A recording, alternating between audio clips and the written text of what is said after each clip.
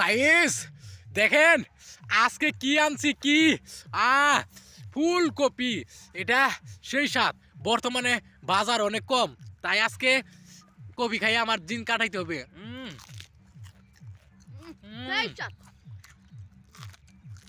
উম, উম,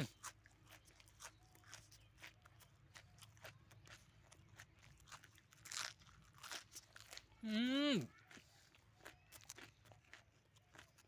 আর কিছু খাইতে হবে উম।